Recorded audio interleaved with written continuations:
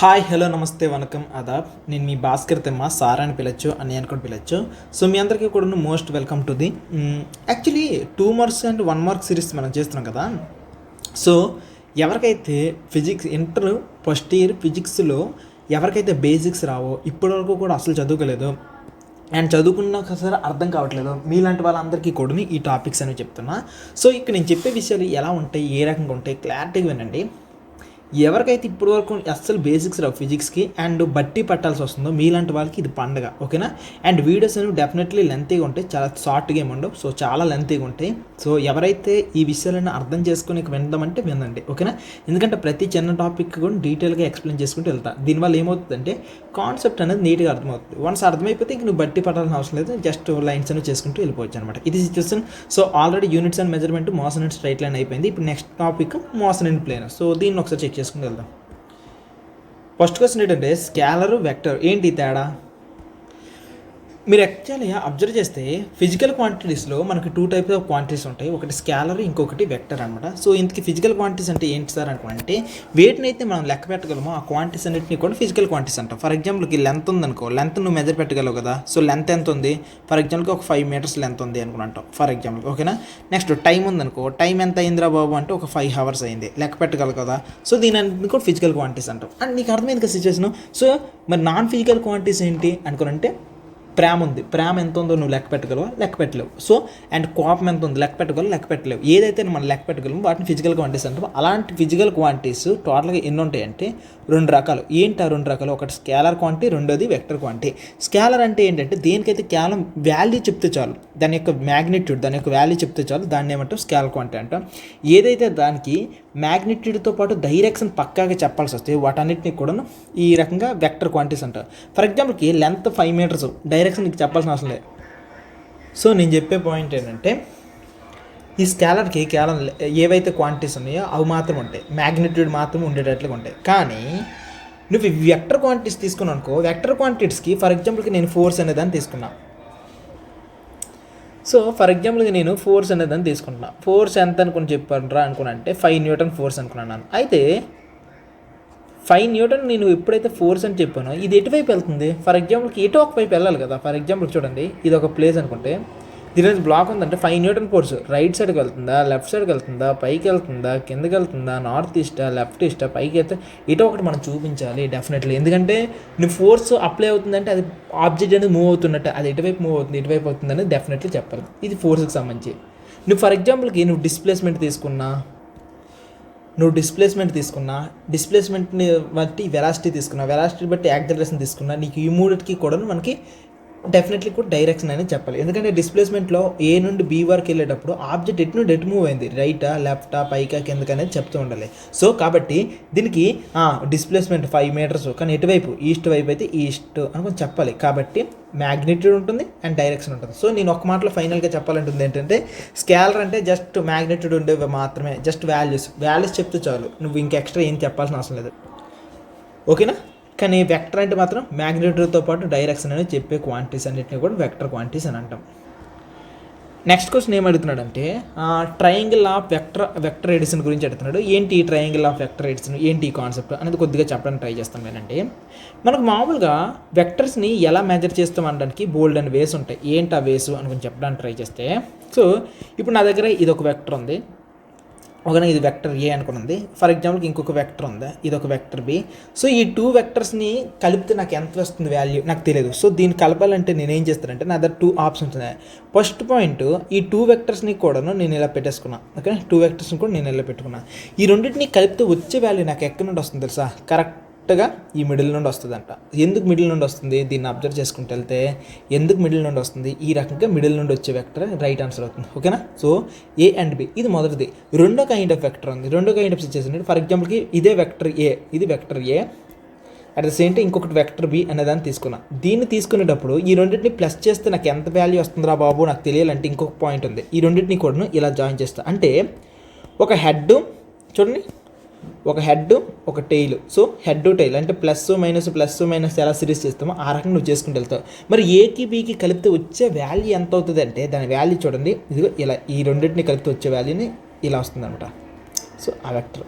So ఈ vector యొక్క value ఏంటంటే a ప్లస్ బి. సో ఈ రెండింటిని కలిపితే వచ్చే వాల్యూ. సో నువ్వు ఇక్కడ అబ్జర్వ్ చేస్తే నేను ఒక ట్రయాంగిల్ ఫామ్ చేశాను, ఇది ఒక ట్రయాంగిల్ని ఫామ్ చేశాను. కానీ ఇక్కడ నేను అబ్జర్వ్ చేస్తే నేనేం ఫామ్ చేశాను చూసారా? సో ఇలా నువ్వు అబ్జర్వ్ చేస్తే దీనిని ఒక ప్యారలలోగ్రామ్గా చేసుకుంటున్నా. సో దీన్ని ఒక ప్యారలలోగ్రామ్గా చేస్తున్నా. ఫర్ ఎగ్జాంపుల్ చూడండి, ఇక్కడ నేనేం చెప్తున్నాను, ఇదొక వెక్టర్ కదా. ఈ వెక్టర్కి రెండింటికి ఏం చేస్తాను, టెయిల్ జాయిన్ చేసినప్పుడు నాకు ఆన్సర్ అనేది మిడిల్ నుండి వస్తుంది. సో ఈ మిడిల్ నుండి వస్తుంది. ఇది ఎలా నాకు వస్తుందంటే దీన్ని ఇలా డాట్ చేసుకుంటే నాకు ఒక ప్యారలల్ లైన్స్ మధ్య ఫామ్ అయినటువంటి ప్యారలలోగ్రామ్ వచ్చింది. ఈ మిడిల్ లైన్ని నేను ఏమంటాను అంటే వెక్టర్ అనుకున్నాను. సో రిజల్టెంట్ వెక్టర్ అని అంటాం. కాబట్టి దీన్ని ప్యారలలోగ్రామ్ ఆఫ్ వెక్టర్ ఎడిషన్ అంటాము. ఓకేనా? సో ఇది అసలు ఎలా వస్తుంది? ఫర్ ఎగ్జాంపుల్కి నేను ఒక బ్రిక్ అనేది అని తీసుకున్నాడు అనుకో, ఇటువైపు నుండి తాడుతో ఎవడో రాగుతున్నాడు, ఇటువైపు నుండి కూడా ఎవడో తాడుతో లాగుతున్నాడు. సో అప్పుడు ఆబ్జెక్ట్ ఎటువైపు వెళ్తుందంటే కరెక్ట్గా మిడిల్ నుండి వెళ్తుంది. కాబట్టి మిడిల్ నుండి వెళ్తుంది, రిజల్ట్ అనేది మిడిల్ నుండి వెళ్తుంది. కాబట్టి సేమ్ కాన్సెప్ట్ మీద ఫామ్ అయితే ఎప్పుడైతే టూ వెక్టర్స్ ఇటువైపు ఫోర్స్ అప్లై అయితే దాని నుండి వచ్చిన రిజల్ట్ అనేది దీని నుండి వస్తుంది. అంటే ఈ ఫోర్స్ కలిపితే ఎంతైతే ఫోర్స్ ఉందో ఆ ఫోర్స్ అనేది మిడిల్ నుండి వస్తుంది అనే టైప్గా చెప్పడానికి ట్రై చేస్తాం. సో దీన్ని ప్యారలలోగ్రామ్ ఆఫ్ వెక్టర్ ఎడిషన్ అంట. సో ఇంతకుముందు చెప్పిన దాన్ని మనం ఏమంటామంటే triangle of vector addition. So tail చేస్తే దీనికి ఆపోజిట్ ఆర్డర్లో వస్తుంది అనమాట. సో ఇప్పుడు పాయింట్ ఏంటంటే ఎప్పుడైతే టూ వెక్టర్స్ అనేవి హెడ్ టెయిల్ కనెక్ట్ అయి ఉంటాయో ఈ రెండు కూడా క్లాక్ వైజ్ వెళ్తే దీని యొక్క రిజల్ట్ అనేది యాంటీ క్లాక్ వైజ్లో వస్తుంది. So this is the situation. దీనికి ఆపోజిట్ ఆర్డర్లో ఉంటుంది. అందుకే if two vectors are represented two sides of the triangle magnitude direction ఏవో ఉంటాయి. సో ఇక్కడ ఏం చెప్తున్నాడంటే ఎప్పుడైతే two sides of the triangle taken in order, so ఇదొకటి ఇది ఒక ఆర్డర్లో తీసుకుంటే రిజల్టెంట్ అనేది ఎలా ఉంటుంది, దానికి ఆపోజిట్ డైరెక్షన్లో ఉంటుంది, రివర్స్ ఆర్డర్లో ఉంటుంది అనే పాయింట్ అనేది చెప్తున్నాడు. ఓకే, ఇది పాయింట్ కదా. ఇప్పుడు మీకు ఒక క్వశ్చన్ వస్తుంది ఏంటంటే, ఇప్పుడు ఈ వెక్టర్ ఉంది కదా, ఈ వెక్టర్ ఒక 7 యూనిట్స్ అనుకుందాం. ఓకేనా? ఫర్ ఎగ్జాంపుల్కి ఇక్కడ ఒక వెక్టర్ ఉంది కదా, ఇదొక 24 యూనిట్స్ అని అనుకుందాం. ఓకేనా? మరి ఈ వెక్టర్ యొక్క రిజల్ట్ ఎంత అవుతుంది అనుకుని మీకు క్వశ్చన్ వస్తుంది. ఇలాంటి క్వశ్చన్స్ అన్ని సాల్వ్ చేయడానికి మనకి కింద ఒక క్వశ్చన్ ఇచ్చాడు, దీని యొక్క ఆన్సర్ అని సాల్వ్ చేద్దామా. మనకి ఏ వెక్టర్ ఇచ్చినా సరే, వెక్టర్ మనకి ఏది ఇచ్చినా పాయింట్ గుర్తుంచుకోండి, మనకి ఏ వెక్టర్ ఇచ్చినా ఆ వెక్టర్ యొక్క రిజల్ట్ ఎంత వస్తుంది అనడానికి ఒక యూనివర్సల్ ఫార్ములా ఉంది. అదేంటంటే p² + q² + 2pq cos θ. ఓకేనా? p² + 2q² + 2pq cos θ. ఇదేదో a² + b² + 2ab లా ఫార్ములా లేదా, కాకపోతే కొద్దిగా cos θ ఉంటుంది, రూట్ ఓవర్ ఉంటుంది అనమాట. సో దీన్ని డీటెయిల్గా అర్థమయ్యేటట్లుగా చెప్తా. నీకు ఒక వెక్టర్ ఇచ్చాడు. సో ఇది ఒక వెక్టర్ p, ఇంకొక వెక్టర్ ఏమో వెక్టర్ q. సో ఈ రెండు వెక్టర్స్ ఇచ్చాడు. నీ ఇష్టం, ఈ రెండు వెక్టర్స్ మధ్య నీకు ఎంతైనా యాంగిల్ ఉండే. సో నీకు ఎంత యాంగిల్ ఉన్నా సరే ప్రాబ్లం లేదు. సో ఎంత యాంగిల్ ఉన్నా సరే ప్రాబ్లం లేదు. ఫర్ ఎగ్జాంపుల్కి నేను ట్రయాంగిల్ లా ఫామ్ చేయాలంటే ఆపోజిట్ ఆర్డర్లో నువ్వు చేసుకున్నావు అనుకో, ఈ రిజల్ట్ ఎంత అనుకో నాకు తెలియాలంటే నాకు ఫార్ములా అంటే p² + q² + 2pq cos θ చేస్తే నాకు ఆన్సర్ అనేది వచ్చేస్తుంది. ఫర్ ఎగ్జాంపుల్కి రూట్ అవుట్ చేస్తే నాకు రిజల్ట్ అనేది వచ్చేస్తుంది. ఫర్ ఎగ్జాంపుల్ చూడండి, ఈ మనకు సమ్లో ఏమి ఇచ్చాడంటే ఈ రెండింటికి మధ్య యాంగిల్ అంటే కరెక్ట్గా 90 degrees అంట. ఈ రెండింటికి మధ్య యాంగిల్ కరెక్ట్గా 90 degrees. సో ఈ రకంగా 90 degrees ఉంది. కాబట్టి నాకు రిజల్ట్ అనేది ఈ ఆర్డర్లో వస్తే ట్రయాంగిల్ లా ప్రకారం ఇది ఆపోజిట్ ఆర్డర్లో వచ్చింది. సో ఈ రకంగా ఆపోజిట్ ఆర్డర్లో వచ్చింది. Okay, done. ఒక నాకు ఏదైతే ఏముంది ఈ రెండు వెక్టర్స్ మధ్య 90 degrees కదా, నాకు ఆన్సర్ అనేది చెక్ చేసుకుందాం. p యొక్క వాల్యూ 7 యూనిట్స్, q యొక్క వాల్యూ 24 యూనిట్స్ కదా. చూడండి 7² అండ్ 24² అండ్ 2 × 7 × 24 × cos. ఓకేనా? cos 90 value. సో 90 degrees వేసుకుంటే చాలా సెట్ అయిపోయింది. అయితే నువ్వు అక్కడ అబ్జర్వ్ చేస్తే 7² యొక్క వాల్యూ ఎంత 49, 24² యొక్క వాల్యూ ఎంత 576 అండ్ 2 × cos 90 వాల్యూ ఎంత 0. సో 0 × ఇదంతా కూడా ఏమైపోద్ది 0. సో 2 × 7 × 24 × 0. సో మొత్తం యొక్క ఆన్సర్ ఏమవుతుంది 0. సో కాబట్టి నాకు వచ్చే ఆన్సర్ అంటే 49 + 576 625. సో అది నాకు ఎలాగో 0 అయిపోయింది. 625 అనేది 25 యొక్క స్క్వేర్. సో స్క్వేర్కి రూట్ క్యాన్సిల్ అయితే నాకు ఆన్సర్ అనేది 25 వచ్చింది.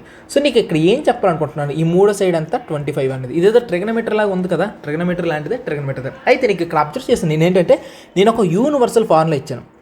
సో ఈ యూనివర్సల్ ఫార్ములా నువ్వు యూజ్ చేసుకొని నీకు ఇంకెప్పుడైనా సరే ఫ్యూచర్లో ఏ వెక్టర్ అని ఇవ్వని, సో 2 వెక్టర్స్ ఇస్తాను, ఆ వెక్టర్ సంబంధించి 3వ వెక్టర్ సంబంధించిన రిజల్ట్ అడిగాడనుకో ఈ ఫార్ములా అప్లై చేసుకో. p² + q² + 2pq cos θ. For ఎగ్జాంపుల్కి నేను ఏం చేస్తానంటే సో ఈ వెక్టర్ యొక్కది 7 యూనిట్స్, ఈ వెక్టర్ అనేది 24 యూనిట్స్ కదా. So 24 units. సో ఈ రెండింటికి కూడా సాల్వ్ చేయమన్నాను. సో ఈ రెండింటికి సాల్వ్ చేయమంటే ఎంత ఆన్సర్ వస్తుందో చెక్ చేద్దామా. ఫర్ ఎగ్జాంపుల్కి ఎంత వస్తుంది, so p² + q² + 2pq cos θ ఇది కదా. దీన్ని ఒకసారి సాల్వ్ చేసుకుంటూ వెళ్దాం. సో ఒక మాట చెప్పండి, దీన్ని నేను సాల్వ్ చేస్తున్నాను సార్. సో ఇది సెకండ్ క్వశ్చన్. సో శాంపుల్కి ఇస్తున్నా. ఈ సెకండ్ క్వశ్చన్ యొక్క ఆన్సర్ నీకు సాల్వ్ చేయమంటే ఒక మాట చెప్పండి, 7, 24 రెండు ఒకటే డైరెక్షన్ ఉన్నాయి. అంటే దీని అర్థం ఏంటి, ఈ రెండు కూడా కలిపితే ఎంత వస్తుంది? సో కలిపితే నాకు ఒక 31 వస్తుంది, అంతే కదా. సో ఇది వెక్టర్ పి అనుకుని పేరు పెట్టుకు దీని యొక్క వెక్టర్ క్యూ అనుకుని పెట్టేసి సో మూడో వెక్టర్ అనేది ఏంటి ఇలా వస్తుందని అనుకుందాం. సో వస్తే నాకు ఏంటి సిచ్యువేషన్ అంతా కూడా ఎలా వచ్చినా సరే నాకు కావాల్సింది ఏంటి 7+24 అవుతుంది. కావాలంటే చూడండి ఎలా వస్తుందో. సో రిజల్టెంట్ కదా, రిజల్టెంట్ అనేది చెక్ చేద్దాం. రిజల్టెంట్ చెక్ చేసేటప్పుడు P value 7² and Q square value 24² and 2 × 7 × 24 × ఇప్పుడు కాస్ దగ్గర వాల్యూ ఎంత, కాస్ 0 degrees. ఈ మధ్య యాంగిల్ ఎంత ఉంది 0 degrees, కాబట్టి 0 degrees angle. So cos 0 value ఎంత 1. సో 1 కాబట్టి 2 7 14 14 × 24. సో 14 × 24 అంటే 336 సంథింగ్ వస్తుంది. అండ్ ఇది 576 అండ్ ఇదంతా 7² అంటే 49 అనమాట. సో మొత్తాన్ని కూడా ప్లస్ చేసుకుంటూ వెళ్ళిపోతే సో నాకు మొత్తం కలిపితే 961 వస్తుంది. సో రూట్ 961 అనేది 31² యొక్క రూటు. సో స్క్వేర్కి రూట్ క్యాన్సిల్ అయితే నాకు వచ్చిన ఆన్సర్ 31. నువ్వు కావాలంటే చూడు 7కి 24 కలిపితే నీకు వచ్చే ఆన్సర్ 31. కాబట్టి నీ ఇష్టం అనమాట. నీకు ఏదైనా వెక్టర్ ఇచ్చేసి దాన్ని ఇక్కడ నుంచి ప్లస్ చేయమనుకో సమ్స్లో ఎప్పుడైనా సరే ఒకటే formula p² + q² + 2pq cos θ. ఈ ఒక్క ఫార్ములా వేసుకుంటే నీకు మ్యాక్సిమం ఆన్సర్ అంతా వచ్చేస్తుంది, సరేనా. ఇప్పుడు వరకు మీరు ఏం నేర్చుకుని వచ్చారంటే స్కేలర్ వెక్టర్ అనే టాపిక్ నేర్చుకుని వచ్చి వెక్టర్ గురించి జస్ట్ ఒక 2 వెక్టర్స్ ఇస్తే ఎలాంటి లాస్ ఉంటాయి, ఒకటి ప్యారలల్ పాయింట్ ఆఫ్ వ్యూ ఎలా ప్లస్ చేస్తారు అండ్ ఒకటి ట్రయాంగిల్ పాయింట్ ఆఫ్ వ్యూ ఎలా ప్లస్ చేస్తారో నేర్చుకున్నారు. ఆ తర్వాత నెక్స్ట్ కాన్సెప్ట్ ఏంటి, ఈసారి ఏదైనా 2 వెక్టర్స్ ఇచ్చినప్పుడు దాని నుండి వచ్చే ఫైనల్ రిజల్ట్ ఎంత, ఆ 2 వెక్టర్స్ని కలిపితే వచ్చే రిజల్ట్స్ ఎంత అనుకుని చెక్ చేయడానికి సో ఒక ఫార్ములా నేర్చుకున్నది p² + q² + 2pq cos θ. దీన్ని యూజ్ చేసుకుని ఏదైనా సరే ఇప్పుడు మీరు వాల్యూస్ని ఫైండ్ అవుట్ చేసుకుంటూ వచ్చేస్తారు. డన్. ఇప్పుడు కదా నెక్స్ట్ క్వశ్చన్ చెక్ చేద్దామా. వెక్టర్ పీ ఇచ్చాడు, వెక్టర్ క్యూ ఇచ్చాడు. దీని యొక్క మ్యాగ్నిట్యూడ్ ఎంత, పీకి క్యూకి కలిపితే వచ్చే ఆన్సర్ ఎంత అని అడిగాడు. సో దీని ఆన్సర్ డెడ్ ఈజీ.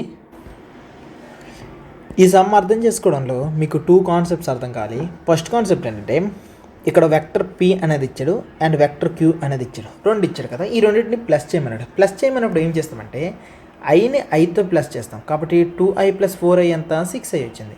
జేని జేతో ప్లస్ చేస్తాం, అప్పుడు 4j + 4j ఎంత 8j వచ్చింది. నెక్స్ట్ కేని కేతో ప్లస్ చేస్తాం, అప్పుడు 14k + 10k ఎంత వచ్చింది 24k వచ్చింది. ఓకేనా, ఇలా వస్తుంది కదా. ఇప్పుడు ఈ వెక్టర్కి సంబంధించి ఇది ఏమొచ్చింది, ఈ వెక్టర్ పేరు ఏం పేరు, వెక్టర్ పీ + వెక్టర్ క్యూ కలిపితే నాకు వచ్చిన ఆన్సర్ ఇది.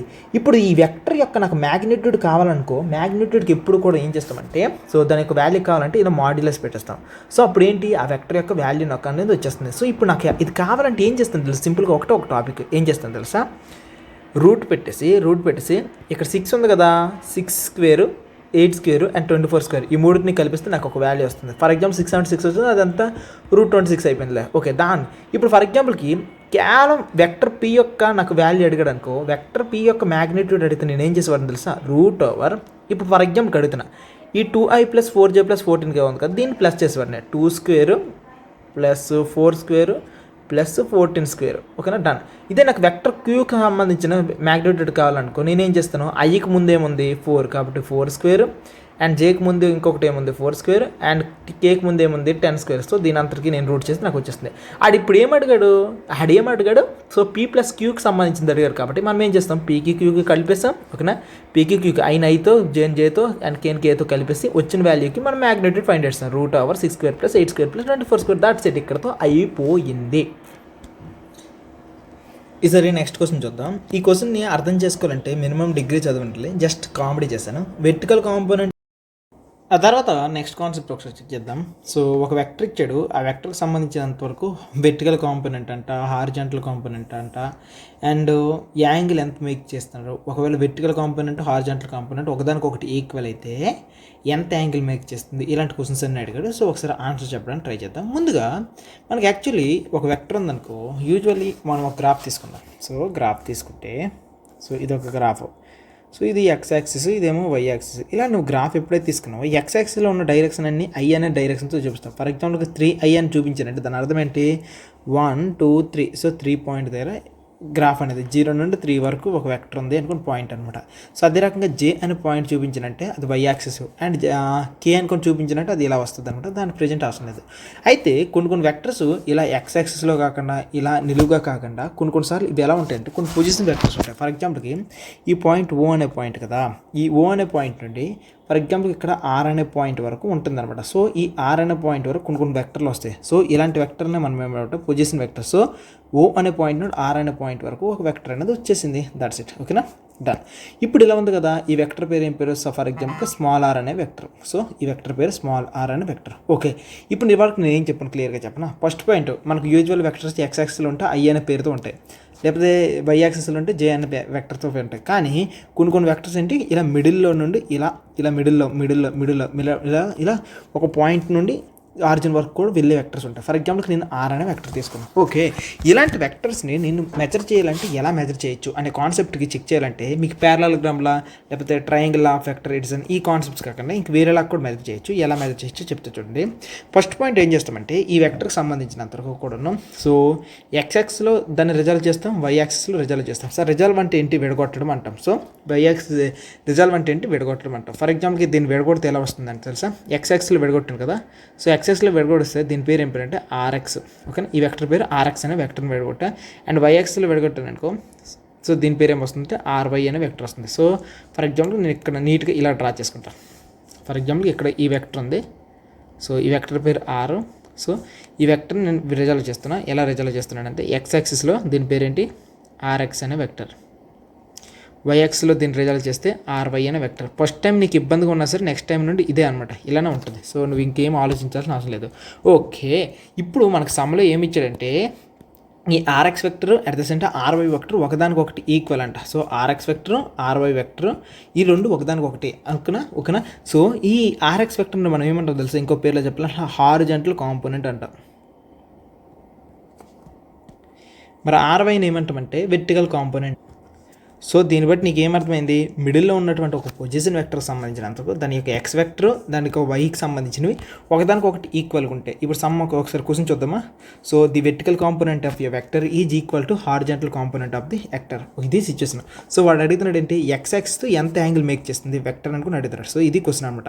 సో ఈ రెండు ఒకదానికొకటి ఈక్వల్ అయితే ఇక్కడ ఎంత యాంగిల్ ఉంటుంది, ఇక్కడ ఎంత యాంగిల్ ఉంటుంది, ఇది క్వశ్చన్. సో నాకు తెలిసి ఇంతకంటే బెస్ట్గా ఇంకే టీచర్ చెప్పరు. సో చాలా డీటెయిల్గా ఈ మూమెంట్లో కూడా మీకు చెప్తున్నా. సో ఇక్కడ ఎంత యాంగిల్ ఉంటుంది అనుకుని అడిగారు. సో ఇలా సాల్వ్ చేయాలంటే కొద్దిగా మనం కొన్ని విషయాలు సాల్వ్ చేసుకుంటూ వెళ్తామా. ఫస్ట్ పాయింట్ ఏంటంటే నువ్వు బాగా అబ్జర్వ్ చేస్తే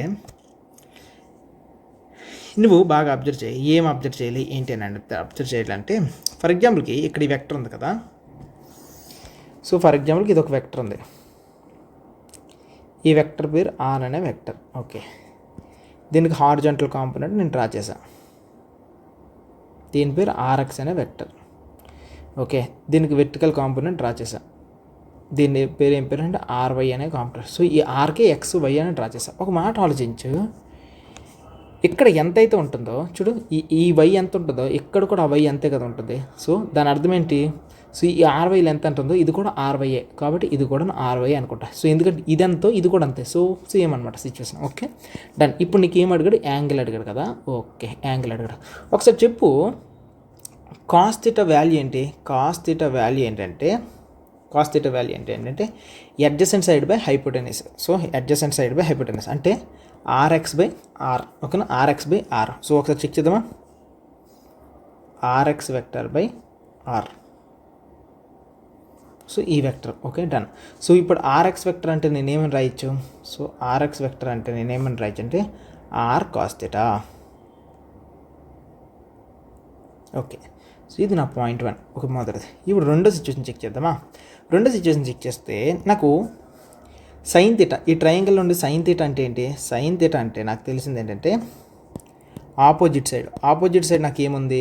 ఆర్వై అనేది ఉంది. సో ఇది రాసిన ఒకటే, కాకపోతే ఆర్వై ఈ రెండు లెంత్ కాబట్టి ఆర్వై అనేది ఉంది. సో ఇదే వెక్టర్కి సంబంధించినందుకు ఆర్వై ఉంది డివైడెడ్ బై హైపోటెనస్ కదా. హైపోటెనస్ పేర్లు ఏంటంటే ఆర్ అనేది ఉంది. ఓకేనా, ఇప్పుడు ఆర్వై యొక్క వాల్యూ నాకు ఏమొస్తుంది? R Y is equals to R sine theta. ఓకేనా, ఆర్ సైన్ థీటా. ఇప్పుడు నాకు రెండు విషయాలు తెలిసాయి. ఇప్పుడు ఈ రెండు విషయాలతో నాకేం ఉపయోగపడుతుంది? సో నేను ఇక్కడ ఈ కింద ఉన్న వెక్టర్ని స్మాల్ ఆర్గా రాసుకున్నాను, ఇక్కడ ఈ వెక్టర్ని స్మాల్ ఆర్గా రాసుకుంటాను, దీన్ని కూడా స్మాల్ ఆర్గా రాసుకుంటాను. ఎందుకు వచ్చిన బాధ? సో స్మాల్ ఆర్గా రాసుకుంటాను. అయితే వాడు క్వశ్చన్లో ఏమి ఇచ్చాడు? సో ఈ ఎక్స్ కాంపోనెంట్ వై కాంపోనెంట్ ఒకదానికొకటి ఈక్వల్ అనుకుని చెప్పాడు కదా. So X component why component ఒకదానికొకటి ఈక్వల్ కదా. సో ఇప్పుడు ఆ కండిషన్ ప్రకారంగా చేద్దాం. సో ఈ ఎక్స్ కాంపోనెంట్ వై కాంపోనెంట్ ఒకదానికొకటి ఈక్వల్. సరే చేద్దాం. ఇది ఎక్స్ కాంపోనెంట్, ఇది వై కాంపోనెంట్, ఒకదానికొకటి ఈక్వల్. Okay, done.